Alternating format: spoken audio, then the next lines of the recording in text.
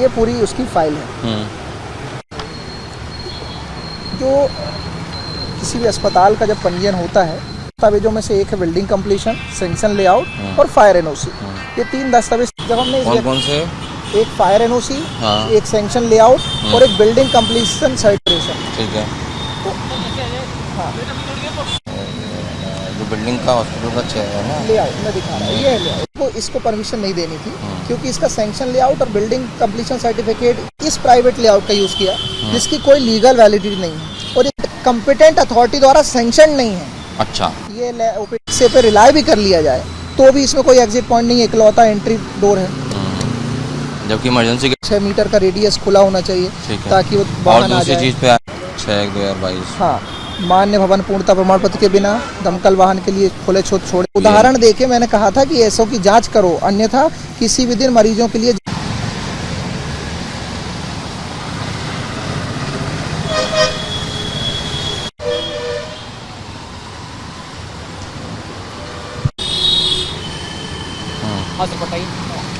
कौन कौन से लॉ इसमें लागू होते हैं। तो हमने उन सभी का बिंदुवार इसमें विवरण देते हुए हमने बताया कि ये फर्स्ट कोर्ट में लगाई। हाँ, ये कोर्ट में लगाई। बिल्डिंग कंप्लीशन मैंने फर्स्ट इरेगुलरिटी बताई। तो क्या लेआउट बोलते हैं? ये लेआउट है। हाँ, जबलपुर के न्यू लाइफ अस्पताल में जो कुछ हुआ, जो दर्दनाक हादसा हुआ, जो आगजनी की घटना हुई और 8 लोग जल के मर गए, इस हादसे को, इस आगजनी की घटना को रोका जा सकता था, लेकिन यहाँ के प्रशासन की लापरवाही कहें, यहाँ के स्वास्थ्य विभाग के जो जिम्मेदार हैं उनकी लापरवाही कहें, इसी वजह से ये हादसा नहीं रुका।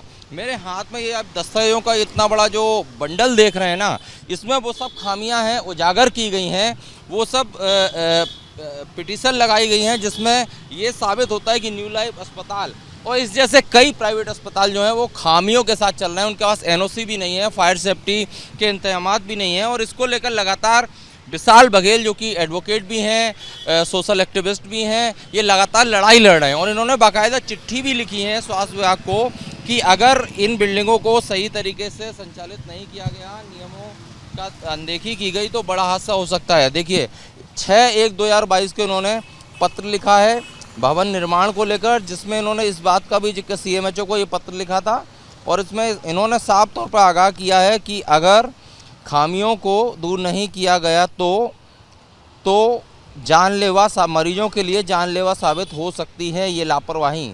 इस तरह का ये पूरा जो दस्तावेजों का कह सकते हैं जखीरा ये हमारे पास है और हम विशाल बघेल से बात भी करेंगे, वो बताएंगे क्या क्या खामियां थी और किन किन लोगों को इन्होंने सचेत किया, जागरूक करने की कोशिश करी, उन्हें खामियां दूर करने की लगातार इन्होंने पत्राचार किया, लेकिन यहाँ का प्रशासन नहीं जागा, जिस वजह से 8 लोग जल के मर गए। विशाल जी, ये इतने सारे दस्तावेज हैं, कुछ खास पॉइंट आप बताइए और कहाँ कहाँ आपने लड़ाई लड़ी, क्या क्या मुद्दे थे जो आपने उठाए, इसके बाद भी यहाँ का जो CMHO का है या जिला प्रशासन का या स्वास्थ्य अमला का या नगर निगम का है वो नहीं जागे और 8 लोग जो बेगुनाह थे, जो इलाज कराने आए थे और वो मौत के काल में समा गए। मुख्य रूप से हमने कोरोना काल में स्वास्थ्य की स्थिति, भयावह स्थिति देखी थी। उस दौरान हमने देखा कि कोरोना काल में जबलपुर में 50 से 60 नए अस्पताल अचानक से खुल गए थे। तो हमारी लॉ स्टूडेंट एसोसिएशन ने RTI के माध्यम से सभी अस्पतालों का एक एक रिकॉर्ड निकाला और हमने ये जांचना चाहा कि आखिर ये इतने अधिक संख्या में अस्पताल कैसे सभी नियमों की पूर्ति करते हुए खोले गए हैं। जब हमने इनके दस्तावेजों का विश्लेषण किया तो हमने मुख्य रूप से पाया कि 60% से अधिक अस्पताल बिना नियमों की पूर्ति किए, बिना लागू कानून की पूर्ति किए, गलत तरीके से मान्यता लेकर के बैठे हैं और अस्पतालों का संचालन कर रहे हैं। मुख्य पॉइंट क्या क्या हैं जो आपने पाए न्यू लाइफ अस्पताल में या बाकी अस्पतालों में जो नियमों का उल्लंघन ये हॉस्पिटल कर रहे थे, खासकर न्यू लाइफ अस्पताल? सबसे पहले बात करें तो मध्य प्रदेश नगर पालिका अधिनियम 1956 की धारा 301 कहती है कि कोई भी भवन बिना बिल्डिंग पूर्णता प्रमाण पत्र के उपयोग में नहीं लाया जा सकता किसी भी पर्पज से। सबसे बड़ा उल्लंघन इन अस्पतालों ने जो किया है वो नगर निगम से इनने बिल्डिंग कंप्लीशन सर्टिफिकेट कभी प्राप्त किया ही नहीं। हमने न्यू लाइफ हॉस्पिटल की जब हमने फाइल देखी तो उसमें बिल्डिंग कंप्लीशन के स्थान पर एक प्राइवेट खुद का बनाया हुआ लेआउट लगाया गया था। तो लेआउट आप दिखा सकते हैं क्या खामियां थी? ये वो लेआउट है जो आप देख सकते हैं।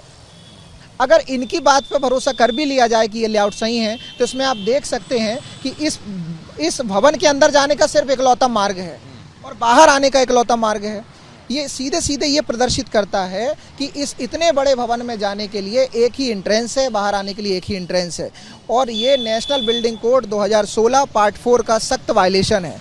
नेशनल बिल्डिंग कोड 2016 कहते ये जो एग्जिट गेट जो होता है या इमरजेंसी गेट होता है वो इस हॉस्पिटल में नहीं था, इस लेआउट से ये कंफर्म होता है। जी बिल्कुल, ये बिल्कुल सत्य बात है कि इस बिल्डिंग में सिर्फ एकमात्र मार्ग था अंदर से जाने का और बाहर आने का। शायद जो मरीज फंसे थे उन्हें छत से दूसरी बिल्डिंग में शिफ्ट किया। जी हाँ, और वो भी अपनी जान बचाने के लिए कूदे या दूसरी बिल्डिंगों में गए, और वो भी लोहे की जालियां तोड़ करके वो लोग अपनी जान बचा पाए हैं। छत पे भी जाना आसान नहीं था उस बिल्डिंग में। सबसे बड़ी खामी इस अस्पताल की, दूसरी सबसे बड़ी खामी इस अस्पताल की ये है कि किसी भी भवन को नेशनल बिल्डिंग कोड के हिसाब से अपने आसपास आगजनी की स्थिति से निपटने के लिए 6 मीटर खुला क्षेत्र छोड़ना होता है, जिससे किसी भी स्थिति में जब आग लगे तो दमकल वाहन आवाजाही कर सके। और लोगों जो आपने पत्र लिखा है वो पत्र दिखाते हुए हमें बताइए।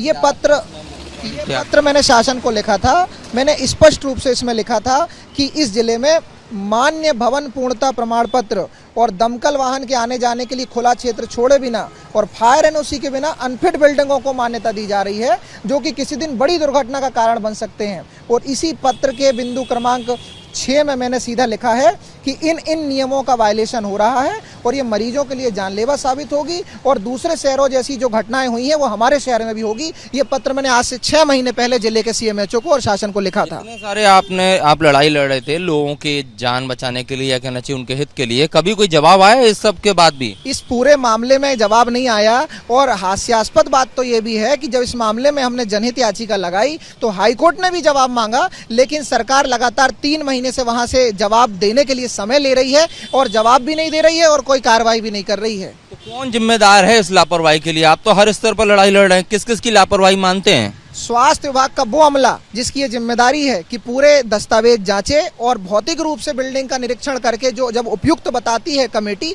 तभी उस अस्पताल को पंजीयन जारी किया जाता है। तो मैं मानता हूं सबसे बड़ा दोष उस कमेटी का है जिसने भौतिक रूप से उस बिल्डिंग को फिट बताया, जबकि वास्तविकता में वो अनफिट बिल्डिंग थी।